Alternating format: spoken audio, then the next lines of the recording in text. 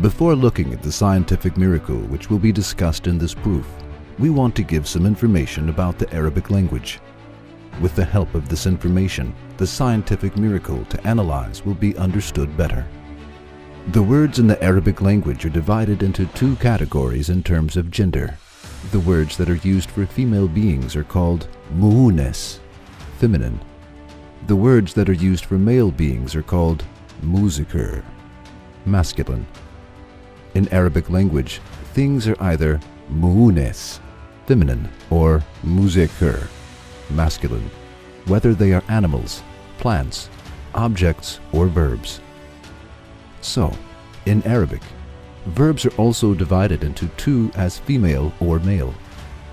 When the doer of a sentence is male, the verb is conjugated as masculine, and when the doer of the sentence is female, the verb is conjugated as feminine.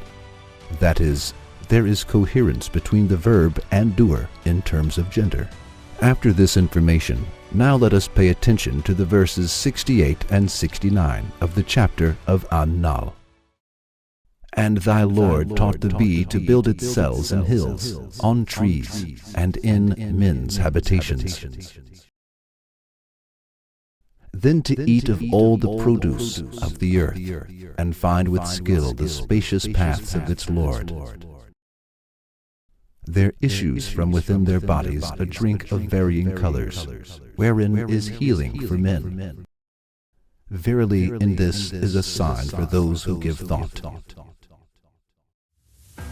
In Arabic, the bee is written as nahl, in the same way both for male and female. This word has no feminine form. However, the Quran uses the feminine form of the verb when it gives information about the inspiration which is given to the bee and what the bee does. As we have mentioned before, verbs in the Arabic language are conjugated in different ways according to the gender. This is also valid in many other languages of the world. When what the bee does is narrated in the Quran, the verb is conjugated in the feminine form.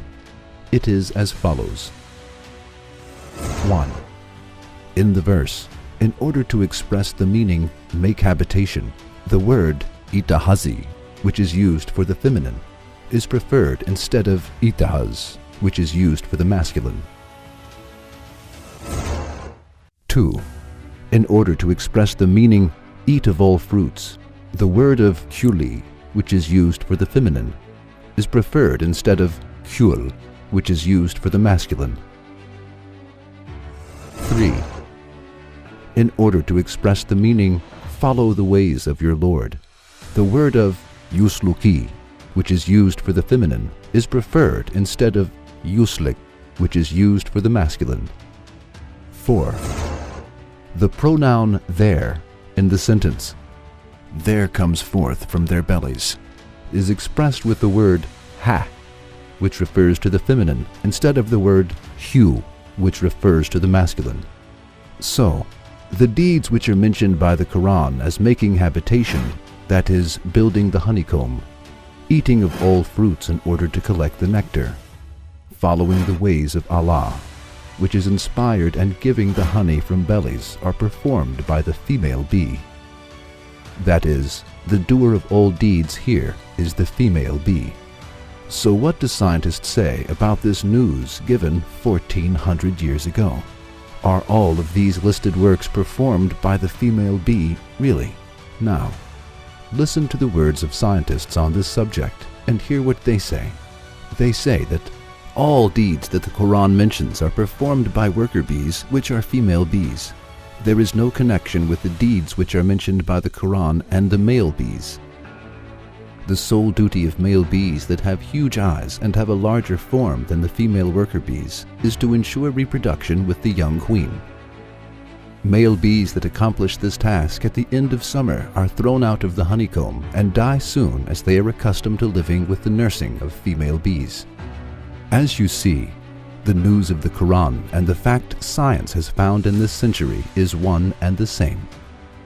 This fact, which has been discovered by science recently, but which has been informed by the Quran 1400 years ago, is a miraculous news of the Quran.